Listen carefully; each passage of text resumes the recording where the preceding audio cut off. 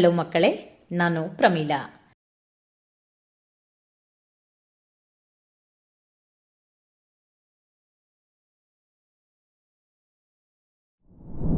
ಇಂದು ಆವರ್ತಕ ಕೋಷ್ಟಕಗಳ ಆವರ್ತಕ ಗುಣಲಕ್ಷಣಗಳು ಮತ್ತು ಅವು ಹೇಗೆ ವರ್ತಿಸುತ್ತವೆ ಎಂಬುದರ ಕುರಿತು ನಾವು ಕಲಿಯುತ್ತೇವೆ. ಪ್ರಾರಂಭಿಸುವ ಮೊದಲು ಹಿಂದಿನ ವಿಷಯವನ್ನು ಪರಿಷ್ಕರಿಸೋಣ. ಹಿತ್ತಾಳೆ ಮತ್ತು ಕಂಚು ಉತ್ತಮ ವಾಹಕಗಳಲ್ಲ. ಮಿಶ್ರಲೋಹಗಳು ತುಕ್ಕು ಹಿಡಿಯುವುದಿಲ್ಲ ಅಥವಾ ತೀರಾ ಕಡಿಮೆ ಪ್ರಮಾಣದಲ್ಲಿ ತುಕ್ಕು ಹಿಡಿಯುವುದಿಲ್ಲ. ಹೆಚ್ಚಿನ ಲೋಹಗಳು ಕೋಣೆಯ ಉಷ್ಣಾಂಶದಲ್ಲಿ ಘನವಸ್ತುಗಳಾಗಿವೆ. ಲೋಹಗಳು ಮತ್ತು ಲೋಹವಲ್ಲದ ಎರಡರ ಗುಣಲಕ್ಷಣಗಳನ್ನು ಹೊಂದಿರುವ ಅಂಶಗಳನ್ನು ಮೆಟಾಲಾಯ್ಡ್ಗಳು ಎಂದು ಕರೆಯಲಾಗುತ್ತದೆ.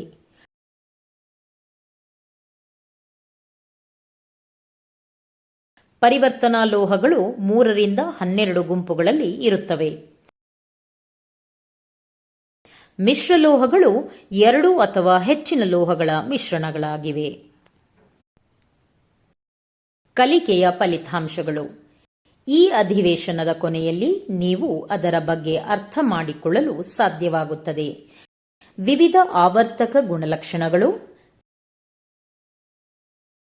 ಎಲೆಕ್ಟ್ರಾನ್ ಅಫಿನಿಟಿ,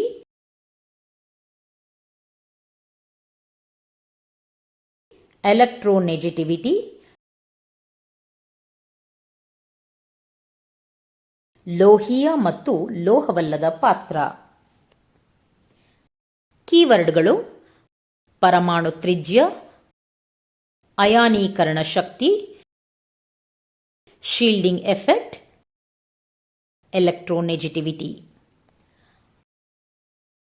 ಅಧಿವೇಶನವನ್ನು ಪ್ರಾರಂಭಿಸುವ ಮೊದಲು ಪರಿಕಲ್ಪನೆಯ ನಕ್ಷೆಯನ್ನು ನೋಡೋಣ.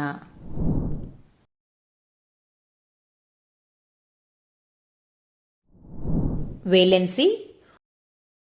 ಒಂದು ಅಂಶದ ವೇಲೆನ್ಸಿ ಅಥವಾ ವೇಲೆನ್ಸಿಯನ್ನು ಹೈಡ್ರೋಜನ್, ಆಮ್ಲಜನಕ ಅಥವಾ ಪರೋಕ್ಷವಾಗಿ ಹೈಡ್ರೋಜನ್ ಮತ್ತು ಆಮ್ಲಜನಕದ ಮೂಲಕ ಯಾವುದೇ ಇತರ ಅಂಶಕ್ಕೆ ಸಂಬಂಧಿಸಿದ ಅಂಶದ ಸಂಯೋಜನೆಯ ಶಕ್ತಿ ಎಂದು ವ್ಯಾಖ್ಯಾನಿಸಲಾಗಿದೆ.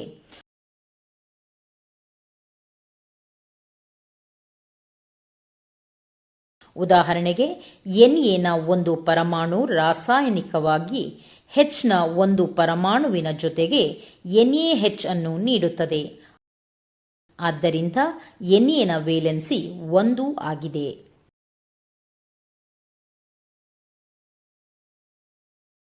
ಪ್ರತಿ ಅವಧಿಯು 1ನೇ ಗುಂಪಿನ ಅಂಶಗಳಿಗೆ ವೇಲೆನ್ಸಿ 1 ರಿಂದ ಪ್ರಾರಂಭವಾಗುತ್ತದೆ. ಗುಂಪು ಸಂಖ್ಯೆಗೆ ಸಂಬಂಧಿಸಿದಂತೆ 4ರವರೆಗೆ ಹೆಚ್ಚಾಗುತ್ತದೆ ಮತ್ತು ನಂತರ 4 ರಿಂದ 3 ರಿಂದ 2 ರಿಂದ 1ರವರೆಗೆ ಶೂನ್ಯಕ್ಕೆ ಕಡಿಮೆಯಾಗುತ್ತದೆ. ಒಂದು ಅಂಶದ ಪರಮಾಣು ತ್ರಿಜ್ಯವನ್ನು ಪರಮಾಣುವಿನ ನ್ಯೂಕ್ಲಿಯಸ್ನ ಕೇಂದ್ರದಿಂದ ಅದರ ಹೊರಗಿನ ಶೆಲ್ಗೆ ಇರುವ ಅಂತರ ಎಂದು ವ್ಯಾಖ್ಯಾನಿಸಬಹುದು.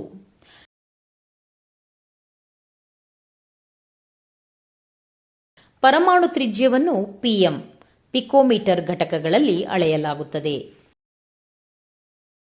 ಆವರ್ತಕ ಕೋಷ್ಟಕದ ಗುಂಪಿನಲ್ಲಿ ಕಾಲಂ ಮೇಲಿನಿಂದ ಕೆಳಕ್ಕೆ ಪರಮಾಣು ತ್ರಿಜ್ಯಗಳು ಹೆಚ್ಚಾಗುತ್ತವೆ.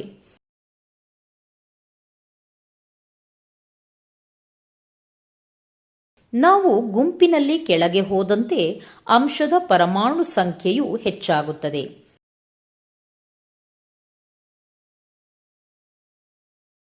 ಆದ್ದರಿಂದ ಹೆಚ್ಚಿನ ಸಂಖ್ಯೆಯ ಎಲೆಕ್ಟ್ರಾನ್ಗಳನ್ನು ಸರಿಹೊಂದಿಸಲು ಹೆಚ್ಚಿನ ಚಿಪ್ಪುಗಳು ಬೇಕಾಗುತ್ತವೆ. ಪರಿಣಾಮವಾಗಿ ಮೇಲಿನಿಂದ ಕೆಳಕ್ಕೆ ಗುಂಪಿನಲ್ಲಿರುವ ಚಿಪ್ಪುಗಳ ಸಂಖ್ಯೆಯೂ ಹೆಚ್ಚಾಗುತ್ತದೆ.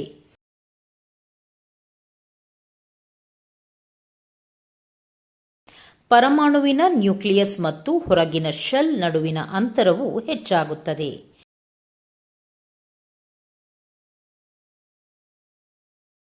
ಆದ್ದರಿಂದ ನಾವು ಗುಂಪಿನ ಕೆಳಗೆ ಹೋದಾಗ ಪರಮಾಣು ಸಂಖ್ಯೆಯೊಂದಿಗೆ ಪರಮಾಣು ಗಾತ್ರವು ಹೆಚ್ಚಾಗುತ್ತದೆ.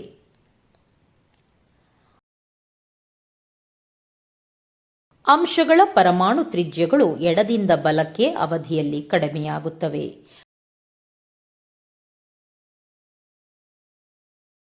ನಾವು ಬಲಕ್ಕೆ ಹೋದಂತೆ ಡಿ ಬ್ಲಾಕ್ ಮತ್ತು ಎಫ್ ಬ್ಲಾಕ್ ಅಂಶಗಳ ಸಂದರ್ಭದಲ್ಲಿ ಎಲೆಕ್ಟ್ರಾನ್ಗಳು ಅದೇ ಮುಖ್ಯ ಶೆಲ್ ಅಥವಾ ಒಳಗಿನ ಶೆಲ್ಗೆ ಪ್ರವೇಶಿಸುತ್ತವೆ.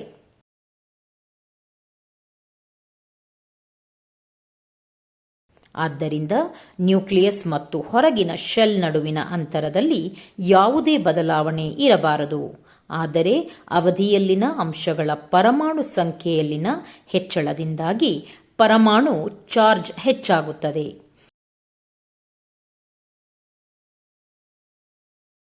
ಆದ್ದರಿಂದ ಹೊರಗಿನ ಶೆಲ್ ಎಲೆಕ್ಟ್ರಾನ್ಗಳ ಮೇಲೆ ಪರಮಾಣು ಆಕರ್ಷಣೆ ಹೆಚ್ಚಾಗುತ್ತದೆ. ಪರಿಣಾಮವಾಗಿ ಪರಮಾಣುವಿನ ಗಾತ್ರವು ಕಡಿಮೆಯಾಗುತ್ತದೆ.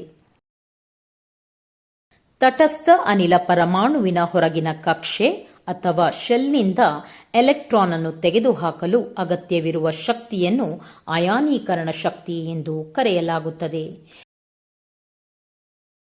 ಮೊದಲ ಎಲೆಕ್ಟ್ರಾನ್ ಅನ್ನು ಹೊರಗಿನ ಕಕ್ಷೆಯಿಂದ ತೆಗೆದುಹಾಕಲು ಅಗತ್ಯವಾದ ಶಕ್ತಿಯನ್ನು ಅಥವಾ ಅಂಶದ ತಟಸ್ಥ ಅನಿಲ ಪರಮಾಣುವಿನ ಶೆಲ್ ಅನ್ನು ಅದರ ಮೊದಲ ಅಯಾನೀಕರಣ ಶಕ್ತಿ ಎಂದು ಕರೆಯಲಾಗುತ್ತದೆ.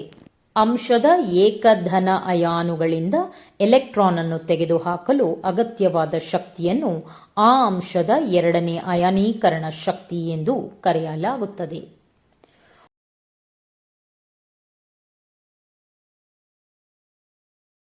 ಒಂದು ಅಂಶದ ಅಯಾನೀಕರಣ ಶಕ್ತಿಯು ಅದರ ಮೇಲೆ ಅವಲಂಬಿತವಾಗಿರುತ್ತದೆ. Nuclear charge. ನ್ಯೂಕ್ಲಿಯರ್ ಚಾರ್ಜ್ ಹೆಚ್ಚು ಅಯಾನೀಕರಣ ಶಕ್ತಿ ಹೆಚ್ಚಾಗುತ್ತದೆ. ಉದಾಹರಣೆಗೆ 11 Na ಮತ್ತು 17 Cl ನಡುವೆ ಕ್ಲೋರಿನ್ ಪರಮಾಣು ಹೆಚ್ಚು ಅಯಾನೀಕರಣ ಶಕ್ತಿಯನ್ನು ಹೊಂದಿರುತ್ತದೆ. ಸ್ಕ್ರೀನಿಂಗ್ ಎಫೆಕ್ಟ್ ಅಥವಾ ಶೀಲ್ಡಿಂಗ್ ಎಫೆಕ್ಟ್. ನ್ಯೂಕ್ಲಿಯಸ್ ಮತ್ತು ವೇಲೆನ್ಸ್ ಶೆಲ್ ನಡುವಿನ ಎಲೆಕ್ಟ್ರಾನ್ಗಳೊಂದಿಗೆ ಹೆಚ್ಚು ಶೆಲ್ಗಳು ಪರದೆಯಂತೆ ಕಾರ್ಯನಿರ್ವಹಿಸುತ್ತವೆ ಮತ್ತು ವೇಲೆನ್ಸಿ ಎಲೆಕ್ಟ್ರಾನ್ಗಳ ಮೇಲೆ ಪರಮಾಣು ಆಕರ್ಷಣೆಯನ್ನು ಕಡಿಮೆ ಮಾಡುತ್ತದೆ. ಇದನ್ನು ಸ್ಕ್ರೀನಿಂಗ್ ಪರಿಣಾಮ ಎಂದು ಕರೆಯಲಾಗುತ್ತದೆ. ಹೆಚ್ಚು ಸ್ಕ್ರೀನಿಂಗ್ ಪರಿಣಾಮ, ಕಡಿಮೆ ಅಯಾನೀಕರಣ ಶಕ್ತಿ, 3 Li ಮತ್ತು 55 Cs ನಡುವೆ ಹೆಚ್ಚು ಒಳಗಿನ ಚಿಪ್ಪುಗಳನ್ನು ಹೊಂದಿರುವ ಅಂಶ 55 Cs ಕಡಿಮೆ ಅಯಾನೀಕರಣ ಶಕ್ತಿಯನ್ನು ಹೊಂದಿರುತ್ತದೆ. ಕಕ್ಷೆಗಳ ನುಗ್ಗುವ ಶಕ್ತಿ. ಒಂದೇ ಮುಖ್ಯ ಶೆಲ್ಗೆ ಸೇರಿದ ಕಕ್ಷೆಗಳು ನ್ಯೂಕ್ಲಿಯಸ್ನ ಕಡೆಗೆ ವಿಭಿನ್ನ ಚುಚ್ಚುವ ಶಕ್ತಿಯನ್ನು ಹೊಂದಿರುತ್ತವೆ. ಉದಾಹರಣೆಗೆ ನುಗ್ಗುವಿಕೆಯಲ್ಲಿ 4s, 4p, 4d, 4f.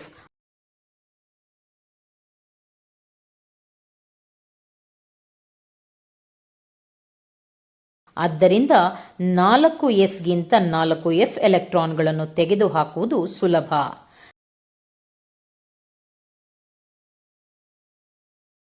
Be ಮತ್ತು B ನಡುವೆ 2sಗೆ ಹೋಲಿಸಿದರೆ 2pನ ಕಡಿಮೆ ನುಗ್ಗುವ ಶಕ್ತಿಯಿಂದಾಗಿ B ಅಂಶವು ಕಡಿಮೆ ಅಯಾನೀಕರಣ ಶಕ್ತಿಯನ್ನು ಹೊಂದಿರುತ್ತದೆ.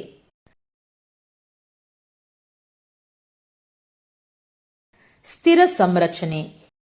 7n ಗಿಂತ 8o ನಿಂದ ಒಂದು ಎಲೆಕ್ಟ್ರಾನ್ ಅನ್ನು ತೆಗೆದುಹಾಕಲು ಸುಲಭವಾಗಿದೆ, ಏಕೆಂದರೆ 7n ಸ್ಥಿರವಾದ ಅರ್ಧ ತುಂಬಿದ ಸಂರಚನೆಯನ್ನು ಹೊಂದಿದೆ. ಪರಮಾಣು ತ್ರಿಜ್ಯ. ಹೆಚ್ಚು ಪರಮಾಣು ತ್ರಿಜ್ಯ ಕಡಿಮೆ ಅಯಾನೀಕರಣ ಶಕ್ತಿ. ಆದ್ದರಿಂದ Fನ ಅಯಾನೀಕರಣ ಶಕ್ತಿಯು L ಗಿಂತ ಹೆಚ್ಚಾಗಿರುತ್ತದೆ ಮತ್ತು Na ನ ಅಯಾನೀಕರಣ ಶಕ್ತಿಯು Cs ಗಿಂತ ಹೆಚ್ಚು.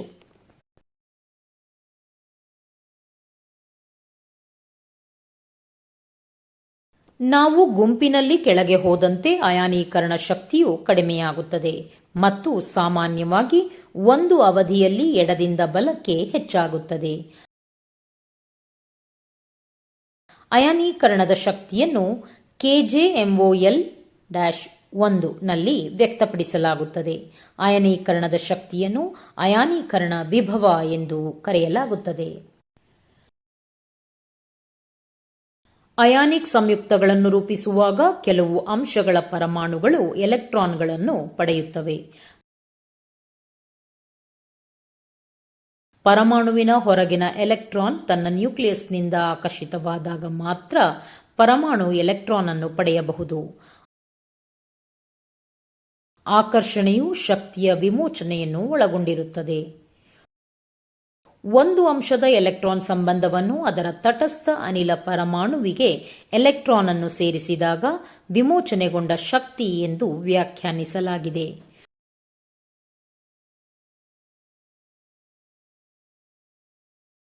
ಒಂದು ಅಂಶದ ಎಲೆಕ್ಟ್ರಾನ್ ಸಂಬಂಧವನ್ನು ಈ ಅಂಶದ ಎಲೆಕ್ಟ್ರಾನ್ ಲಾಭ ಎಂಥಾಲ್ಪಿ ಎಂದು ಕರೆಯಲಾಗುತ್ತದೆ.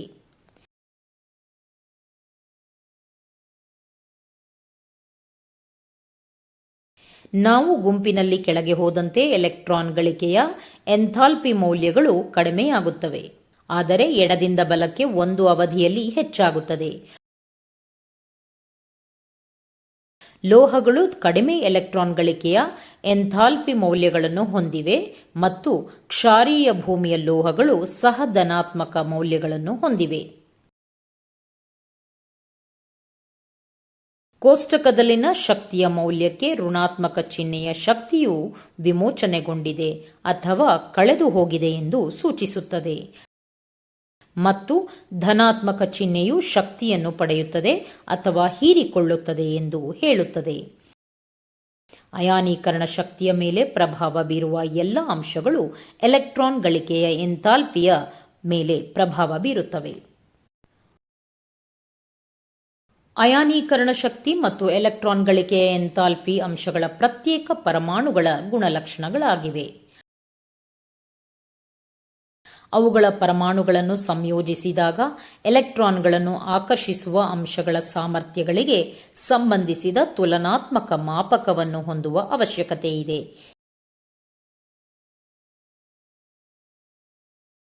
ಈ ಉದ್ದೇಶಕ್ಕಾಗಿ ಎಲೆಕ್ಟ್ರೋನೆಗೆಟಿವಿಟಿ ಪರಿಕಲ್ಪನೆಯನ್ನು ಪರಿಚಯಿಸಲಾಗಿದೆ.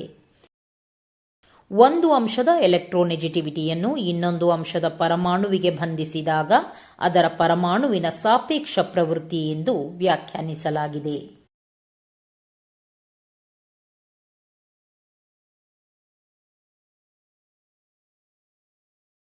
ಅಯಾನೀಕರಣ ಶಕ್ತಿ ಮತ್ತು ಧಾತುಗಳ ಎಲೆಕ್ಟ್ರಾನ್ ಬಾಂಧವ್ಯದ ಮೇಲೆ ಪ್ರಭಾವ ಬೀರುವ ಎಲ್ಲ ಅಂಶಗಳು ಆ ಅಂಶಗಳ ಎಲೆಕ್ಟ್ರೋನೆಗೆಟಿವಿಟಿ ಮೌಲ್ಯಗಳ ಮೇಲೆ ಪ್ರಭಾವ ಬೀರುತ್ತವೆ.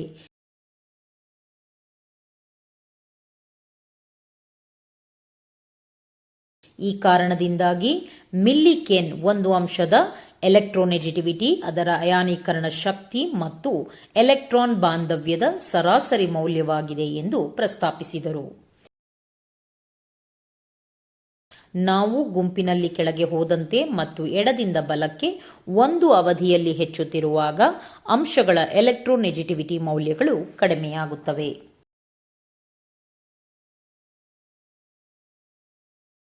ಲೋಹಗಳು ಸಾಮಾನ್ಯವಾಗಿ ಕಡಿಮೆ ಎಲೆಕ್ಟ್ರೋನೆಗೆಟಿವ್ ಪಾತ್ರವನ್ನು ತೋರಿಸುತ್ತವೆ.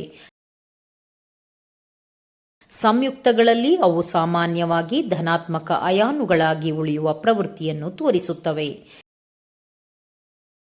ಈ ಗುಣವನ್ನು ಸಾಮಾನ್ಯವಾಗಿ ಎಲೆಕ್ಟ್ರೋಪಾಸಿಟಿವ್ ಪಾತ್ರ ಎಂದು ಕರೆಯಲಾಗುತ್ತದೆ. ಲೋಹಗಳು ಎಲೆಕ್ಟ್ರೋಪಾಸಿಟಿವ್ ಅಂಶಗಳಾಗಿವೆ. ಲೋಹಗಳಲ್ಲದವುಗಳು ಅವುಗಳ ಚಿಕ್ಕ ಪರಮಾಣು ತ್ರಿಜ್ಯಗಳಿಂದಾಗಿ ಸಾಮಾನ್ಯವಾಗಿ ಹೆಚ್ಚು ಎಲೆಕ್ಟ್ರೋನೆಗೆಟಿವ್ ಆಗಿರುತ್ತವೆ. ಅಲೋಹಗಳು ನಿರ್ದಿಷ್ಟವಾಗಿ ಬಲಭಾಗದ ಮೇಲ್ಭಾಗದಲ್ಲಿರುತ್ತವೆ ಮತ್ತು ಲೋಹಗಳು ಆವರ್ತಕ ಕೋಷ್ಟಕದ ಎಡ ಮತ್ತು ಬಲಭಾಗದ ಕೆಳಭಾಗದಲ್ಲಿರುತ್ತವೆ. ಇದರರ್ಥ ನಾವು ಮೇಲಿನಿಂದ ಕೆಳಕ್ಕೆ ಚಲಿಸುವಾಗ ಗುಂಪಿನಲ್ಲಿ ಲೋಹವಲ್ಲದ ಪಾತ್ರವು ಹೆಚ್ಚಾಗುತ್ತದೆ, ಆದರೆ ಲೋಹವಲ್ಲದ ಪಾತ್ರವು ಕಡಿಮೆಯಾಗುತ್ತದೆ. ನಾವು ಕಲಿತದ್ದು: ಒಂದು ಅಂಶದ ಎಲೆಕ್ಟ್ರಾನ್ ಸಂಬಂಧವನ್ನು ಆ ಅಂಶದ ಎಲೆಕ್ಟ್ರಾನ್ ಲಾಭ ಎಂಥಾಲ್ಪಿ ಎಂದು ಕರೆಯಲಾಗುತ್ತದೆ.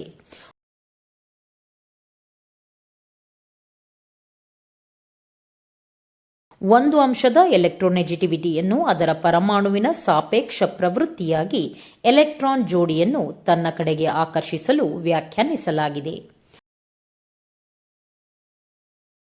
ಲೋಹಗಳು ಸಾಮಾನ್ಯವಾಗಿ ಕಡಿಮೆ ಎಲೆಕ್ಟ್ರೋನೆಗೆಟಿವ್ ಪಾತ್ರವನ್ನು ತೋರಿಸುತ್ತವೆ. ಅಲೋಹಗಳು ಅವುಗಳ ಚಿಕ್ಕ ಪರಮಾಣು ತ್ರಿಜ್ಯಗಳಿಂದಾಗಿ ಸಾಮಾನ್ಯವಾಗಿ ಹೆಚ್ಚು ಎಲೆಕ್ಟ್ರೋನೆಗೆಟಿವ್ ಆಗಿರುತ್ತವೆ.